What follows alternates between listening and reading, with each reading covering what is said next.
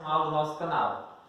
Nossa aula de hoje tem como tema introdução de espécies. Nas aulas anteriores a gente falou muito sobre os impactos ambientais. Hoje não vamos deixar de falar de um impacto, na verdade é um desequilíbrio ambiental, certo? Que é a introdução de espécies. Vamos relembrar alguns conceitos que estão relacionados à introdução de espécies. Espécie endêmica, exótica, introduzida e invasora. Vamos falar de cada um desses termos e vamos citar exemplos.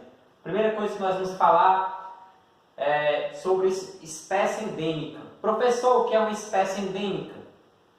Uma espécie endêmica é uma espécie que ela é específica de um local, que ela só existe em um local, certo? Que ela sobrevive em uma determinada região, certo?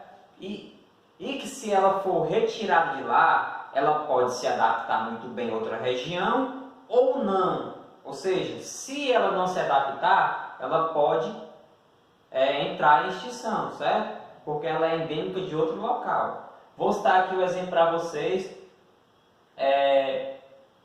da carnaúba, certo? Ou carnaubeira, como é conhecida. É uma planta muito conhecida aqui na região Nordeste, certo? Ela é uma espécie endêmica da região Nordeste.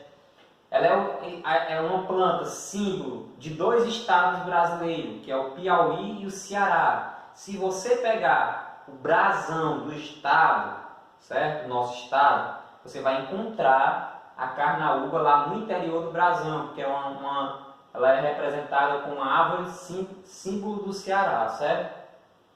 Essa árvore ela é uma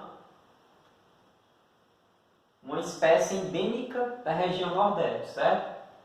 Temos aqui também o tatu-bola, como foi muito conhecido na Copa do Mundo, certo? De 2014, que aconteceu no Brasil.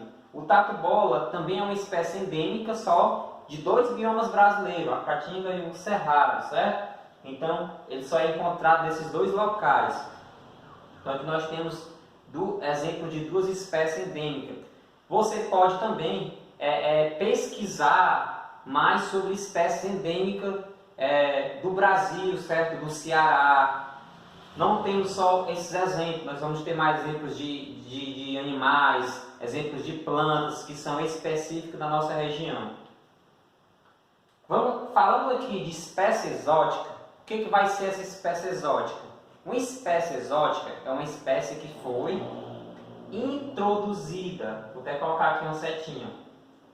Uma espécie que foi introduzida em um determinado local. Ou seja, ela saiu do seu local específico onde ela sobrevivia, onde ela se reproduzia, para ser introduzida em outro local. Como eu falei anteriormente, quando uma espécie endêmica é retirada de um local para outro, ela pode se adaptar muito bem, né? Ou pode sofrer algum impacto.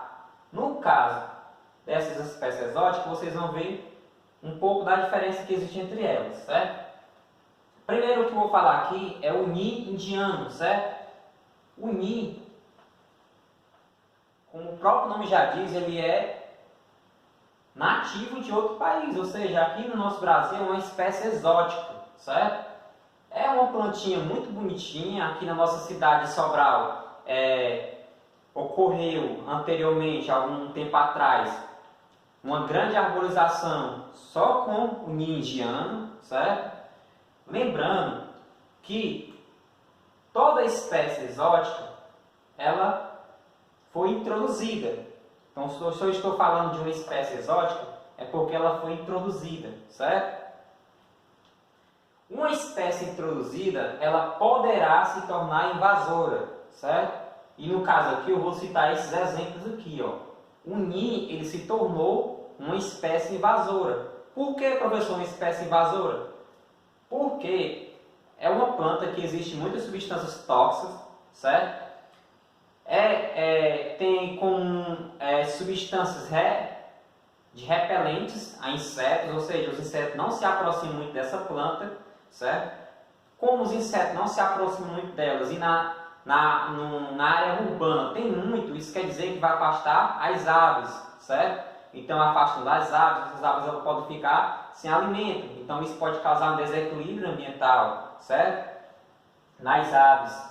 Não só com a questão das aves, não, mas de outros seres que poderão se alimentar desses insetos, como, por exemplo, a questão dos anfíbios, que podem se alimentar, que são os sapos, rãs, certo? Pode se alimentar de alguns insetos desses que estão sendo afastados por conta dessa planta, certo? Então aqui é o indiano. Também é uma planta que se adapta muito bem, certo? Em muitos locais, certo? Uma planta que se torna invasora, ela pode estar absorvendo nutrientes e deixando outros indivíduos, outras espécies necessitando de mais oxigênio, de mais nutrientes, certo? Então, quando uma espécie exótica se torna invasora, isso quer dizer que ela está causando um desequilíbrio naquele local, certo? Então, vou falar agora sobre a tilápia, certo? Tilápia, como é conhecido aqui no nosso Ceará, conhecido como cará-tilápia, certo? É um peixe que também não é oriundo aqui do Brasil, certo? Foi introduzido no Brasil, então é uma espécie exótica. É uma espécie que é da África, certo? Foi introduzida aqui no Brasil. Esse peixe também se tornou uma espécie invasora. Por quê, professor? Porque é como se fosse, eles são conhecidos como se fossem galinhas da água. Por que galinhas da água? Porque, como vocês observam, as galinhas elas se reproduzem muito porque as pessoas têm que se alimentar. O frango é utilizado muito na alimentação e hoje também o peixe também está sendo utilizado. Então, há uma grande produção em massa para que esses peixes se reproduzam, cresçam rapidamente. Então, eles vão ter que comer uma ração específica para crescimento, certo? E onde eles estão, o lago que eles estão, a água que eles estão, eles deixam a água podem deixar rica em alguns nutrientes que vão deixar a água mais turva, certo? E vão impedir a penetração de luz, deixando a água mais escura. Aí vai faltar luz para os outros peixes, vai faltar oxigênio, certo? Então, essa espécie é uma espécie invasora que está causando alguns prejuízos nos rios e lagos de todo o Brasil, certo? Outra espécie também que se adaptou muito bem é a pomba, certo? É oriundo também da Europa, certo? Uma espécie exótica, foi introduzida e também se tornou invasora, certo? Por quê? Porque se multiplicou rapidamente. Você encontra essas pombas em todos os lugares, certo? Ou seja, elas conseguem se adaptar a muitos lugares, por isso que ela se tornou invasora, certo? Eu também vou citar outro exemplo aqui de um molusco, certo? Que é chamado mexilhão dourado, certo?